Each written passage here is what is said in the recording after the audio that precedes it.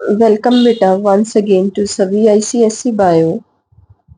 बेटा ये आज का ये जो लेक्चर मैंने तैयार किया है ये है आईसीएसई की क्लास 6 के चैप्टर 7 के बारे में, जो है हेल्थ एंड हाइजीन। इसकी एक वीडियो मैंने पहले बनाकर डाली थी, ये है इसका second part, disease cause by protozoans, protozoan diseases. इसमें फर्स्ट है मलेरिया। मलेरिया जो है it is caused by plasmodium. Plasmodium नाम का प्रोटोजोन होता है, इससे होता है, and it enters the human body through the bite of female anopheles mosquito. तो इसका जो वेक्टर है, जो कैरियर है, वो क्या है? Female anopheles mosquito.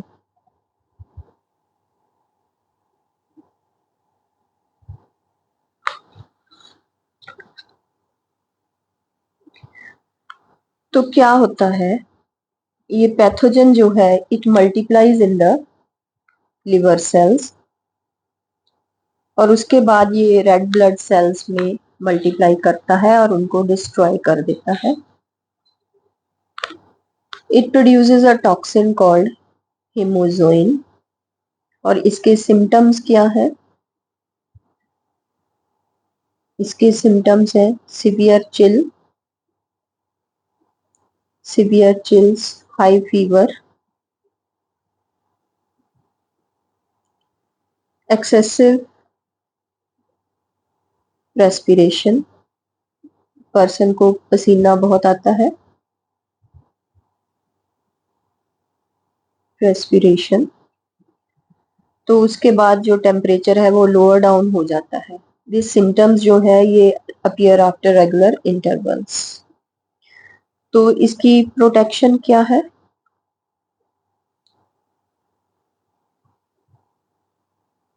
Don't allow water to stagnate so that mosquito can breed there.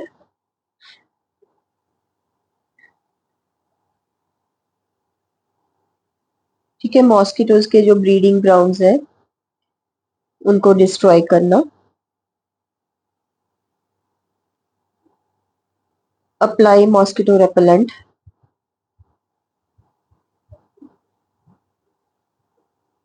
Mosquito repellent, और इसके ड्रग्स कौन कौन से हैं? Quinine and chloroquine. Quinine and क्लोरोक्विनीन।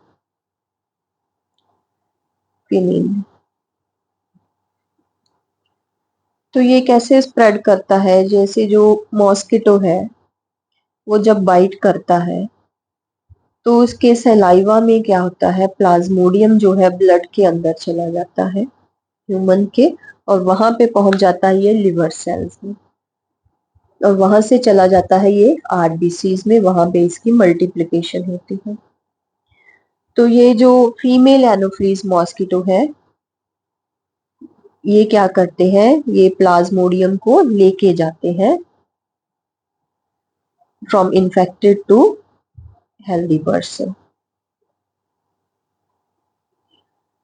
अमीबिएसिस और अमीबिक डाइसेंट्री।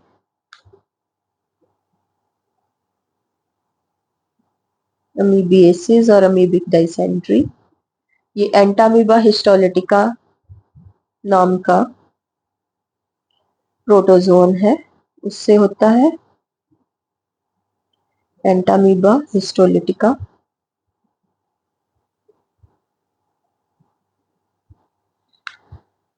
तो ये क्या करता है, ये अल्सरेशन कर देता है म्यूकोसल मेम्ब्रेन की, और म्यूकोसल मेम्ब्रेन के जो वो पीसीज हैं फिर वो बाहर निकलते हैं, ब्लड भी आता है, एब्डोमिनल पेन होती है इसमें।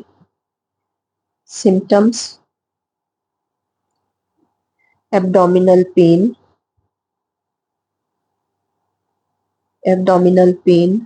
क्रैम्प्स और डायरिया। पेशेंट को लूज मोशंस लग जाती है, वाटरी स्टूल्स, डायरिया।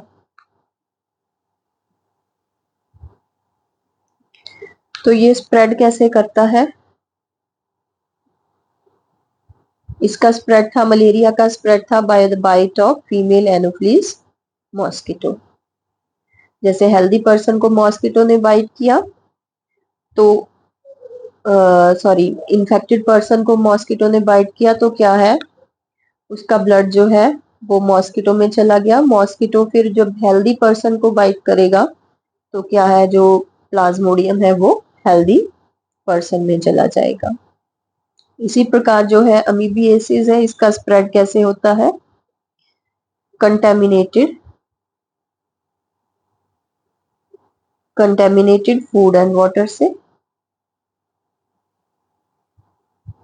ठीक है, तो जो बाजार में जो स्ट्रीट फूड जो कवर्ड नहीं होता है उसको नहीं खाना चाहिए, वो कंटेमिनेट हो सकता है।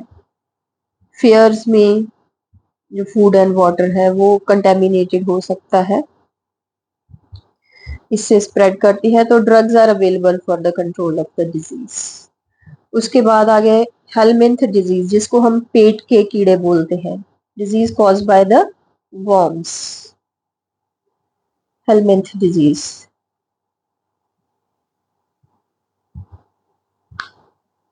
डिजीजेस, इसमें से फर्स्ट है एस्केरियासिस।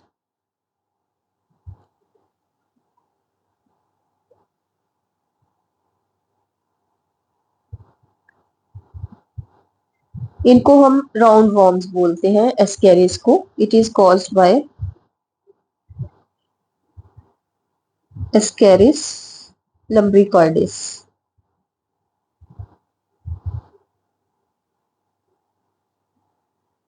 तो ये क्या करता है, ये जो है पेशेंट का खाना जो है वो खुद खा जाता है, तो जो है होस्ट है उसमें फिर क्या होगी, weakness, malnutrition and abdominal pain.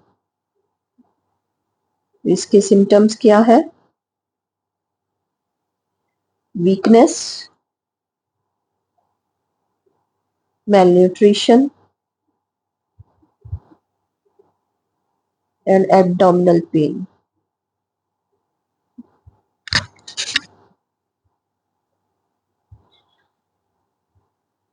Abdominal pen.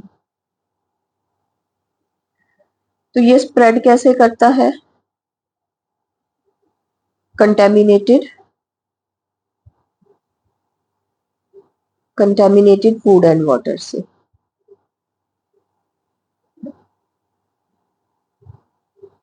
Food and water से। उसके बाद आ जाता है फिलेरियसिस, एल्फेंटिएसिस भी बोलते हैं इसको।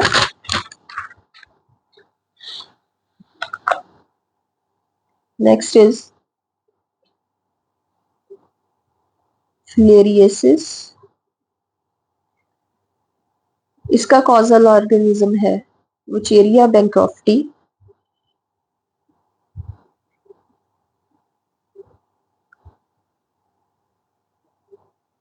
Bancrofti.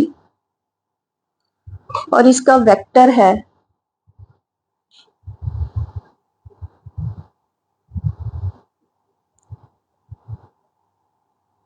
Female Culex mosquito.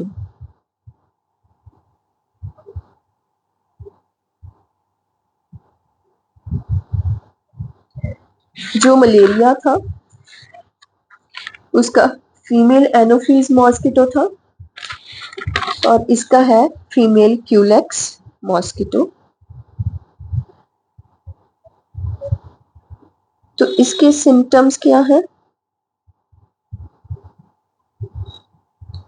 Swelling of, एक fever, swelling of lymph nodes,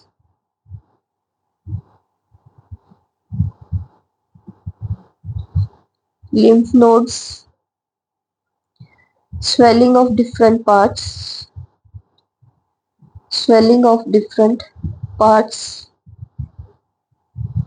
like feet extra. तो इसलिए इसको बोलते हैं, स्वेलिंग के कारण इसको बोलते हैं एल्फेंटिएसिस।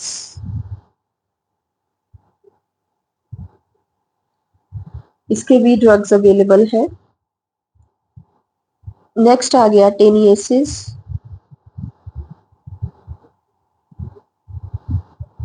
इसका कॉजल ऑर्गेनिज्म है, इसको रिबन लाइक वॉर्म भी बोलते हैं, taenia. Taenia is a ribbon like worm, ये बहुत लंबा होता है, रिबन लाइक होता है, और ये इंटेस्टाइन के साथ अपने हुक्स और सक्कर से इंटेस्टाइन को पकड़ के रखता है, और ये होस्ट का फूड खा जाता है सारा, और फिर होस्ट में क्या होते हैं, mail nutrition.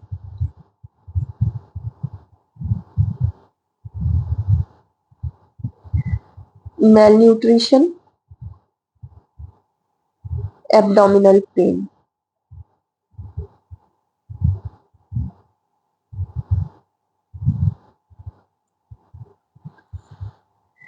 Human beings pick up infection by eating imperfectly cooked meat of intermediate host, pig और cattle। इनका एक इंटरमीडिएट होस्ट है पिग, तो उसका अनकुक्ड मीट खाने से ये इन्फेक्शन होती है। Then what are the modes of transmission of communicable diseases? Communicable diseases के modes of transmission क्या है? पहले है डायरेक्ट कांटेक्ट, हमने जैसे किया था डायरेक्ट कांटेक्ट, मैंने पहले भी बताया था। जो इन्फेक्टेड पर्सन है, पेशेंट है, उसको कपड़ों को उसको टच करने से ये ट्रांसमिट होते हैं। This is known as direct contact.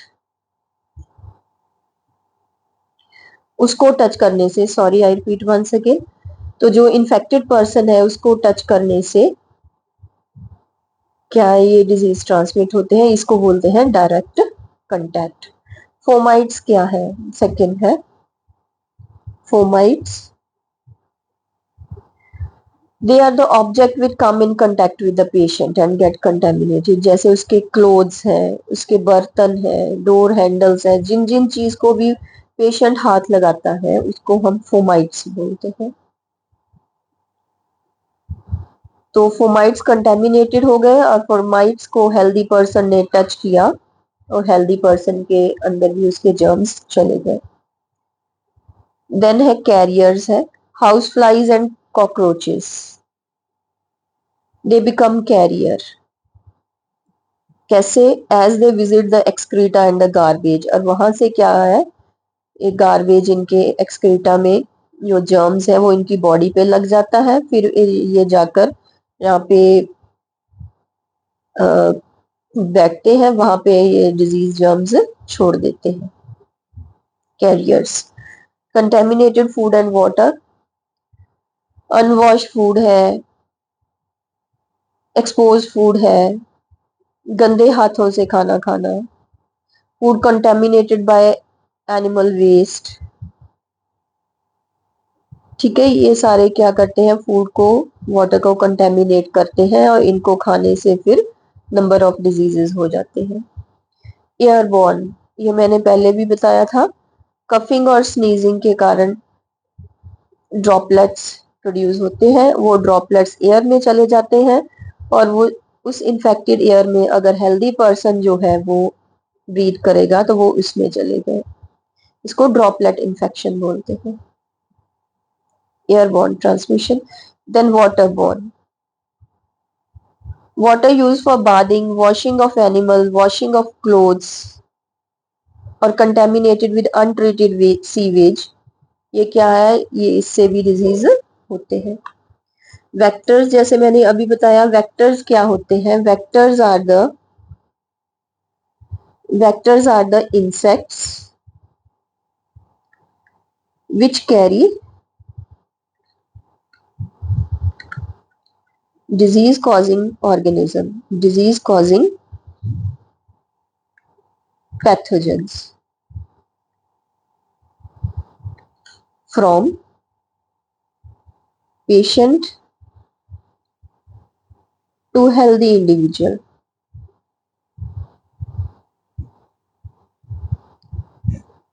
उनको हम वेक्टर्स बोलते हैं, लेकिन इनको ये डिजीज नहीं होती। फॉर एग्जाम्पल जो है मलेरिया का वेक्टर कौन है, फीमेल एनोफ्लीज मॉस्किटो है। Malaria Female Anopheles mosquito.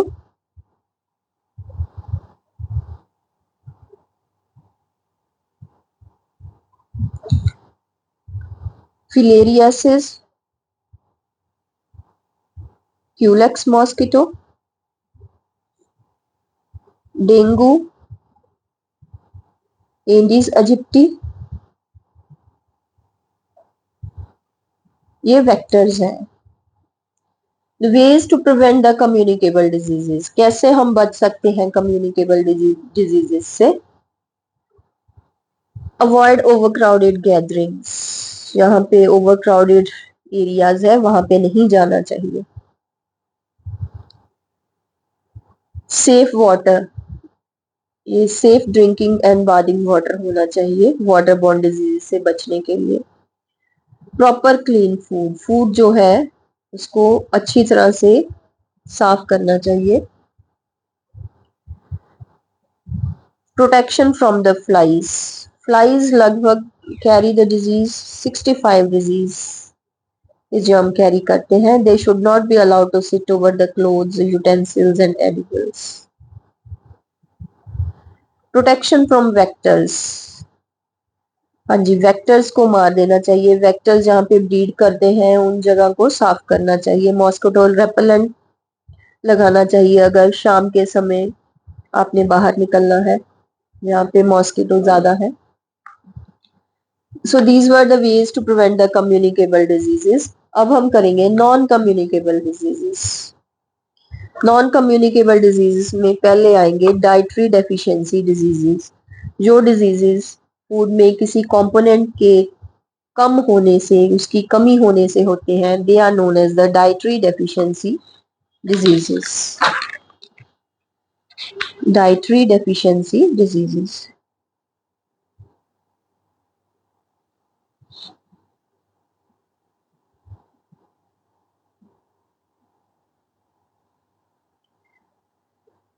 Diseases तो इसमें पहले आ गया deficiency of food components. PEM disease है हमारे पास, protein energy malnutrition. PEM. PEM, protein energy malnutrition diseases.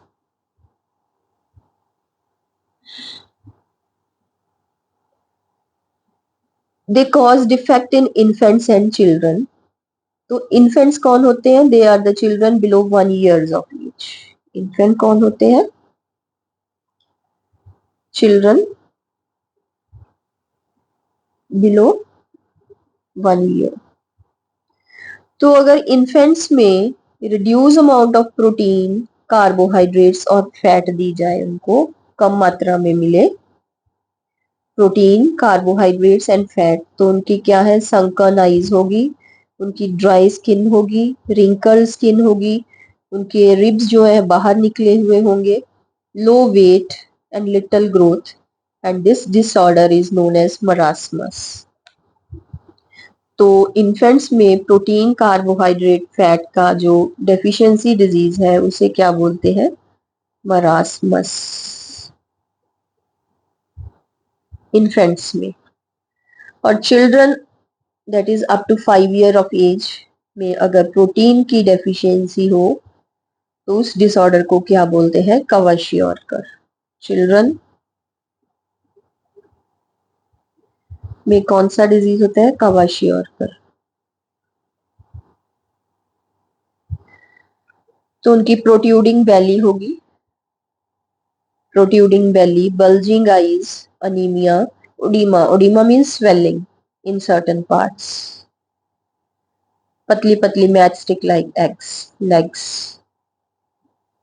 ये क्वाशियोर्कर है.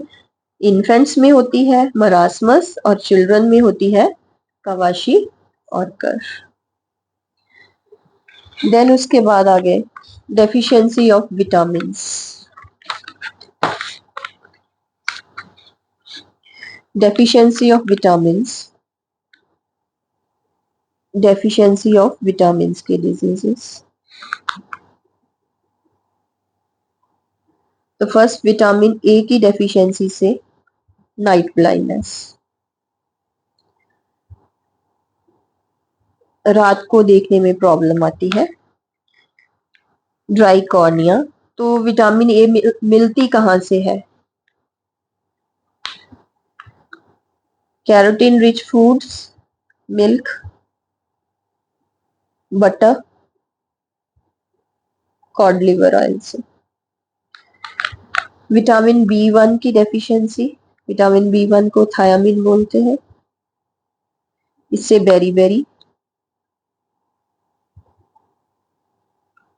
तो विटामिन बी किससे मिलता है? होल ग्रेन से मिलता है, एग योग से मिलता है।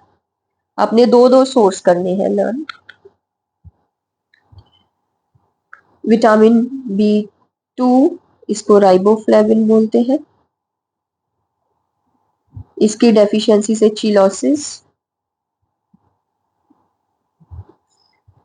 विटामिन बी2 का इसमें से मिलता है ग्रीन लीफी वेजिटेबल्स में, मिल्क एंड मिल्क प्रोडक्ट्स में। नायासिन की डेफिशिएंसी से पेलाग्रा, स्केली पिगमेंटेड स्किन होती है। तो इसके सोर्सेज क्या है? Green leafy vegetable and milk. कुछ आपने ऐसे करना जो ना कॉमन होते हैं, तो आपको लर्न करने में आसानी होगी। देन विटामिन बी6, pyridoxine,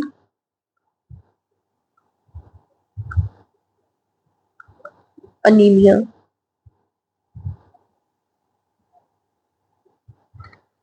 तो ये किस में मिलती है? बी6 ग्रीन लीफी वेजिटेबल में, व्हीट में।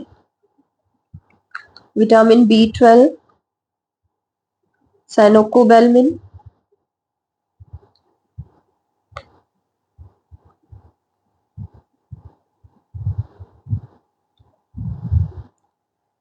पेरिनीशियस अनीमिया।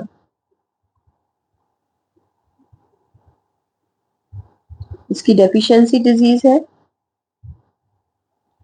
तो इसके सोर्स कौन कौन से हैं? Milk and egg. Vitamin C की डेफिशिएंसी से, सी को बोलते हैं ascorbic acid.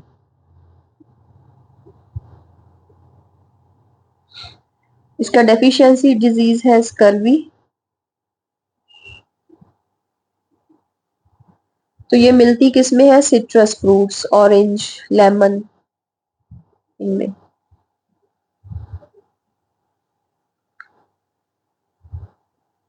Vitamin D, calciferol. इसकी डेफिशिएंसी डिजीज है rickets in children and osteomalacia in adults. Adults में बोलेंगे ऑस्टोमलेशिया। तो बच्चों में जो लेग्स है ऐसी लेग्स हो जाती है,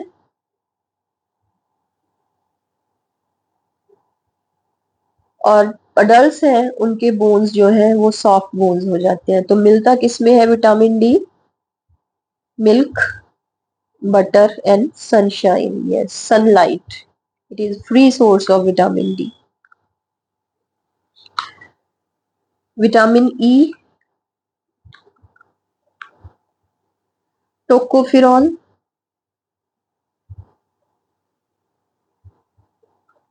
अनीमिया एंड रिड्यूस फर्टिलिटी। तो मिलता किसमें है ये? Milk, egg and green leafy vegetables में। विटामिन के है, उसको फाइलोकोकिनोन बोलते हैं, फाइलोक्विनोन।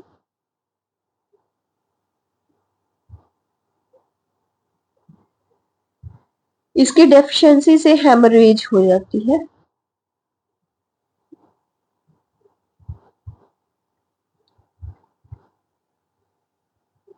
और ये मिलता किसमें है? ग्रीन लीफी वेजिटेबल्स में।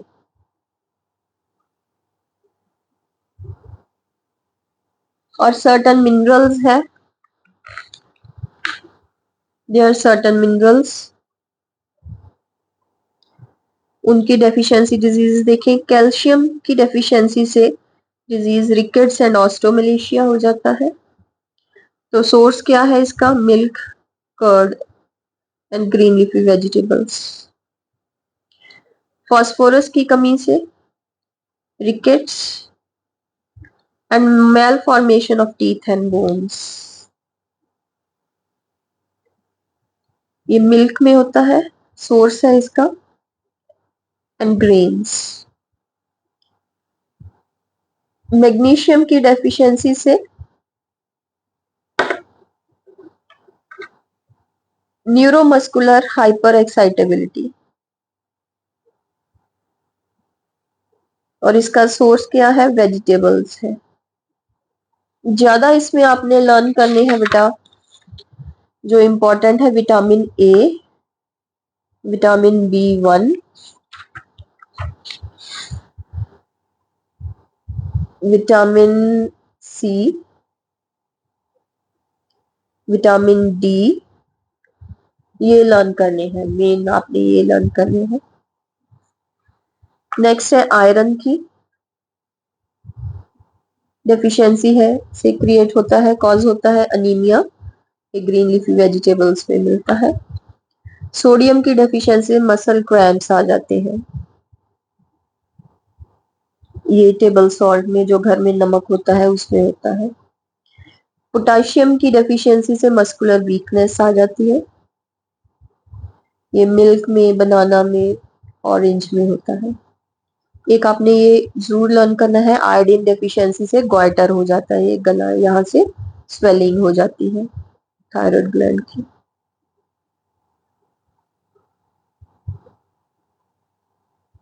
ये आयोडाइज्ड सॉल्ट में होता है, अनियन में होता है। तो इसके साथ हमारे ये डेफिशिएंसी डिजीजेस फिनिश हो गए। देन हमारे मेटाबॉलिक डिजीजेस हैं, ये हम कल करेंगे, आज यहीं तक करेंगे। तो उम्मीद करती हूँ कि ये जो आज हमने किया आपको समझ आ गया होगा। तो आपने इन डिजीजेस के मेनली क्या करने हैं, जो दूसरे डिजीजेस किए हैं उनके कॉजल ऑर्गेनिज्म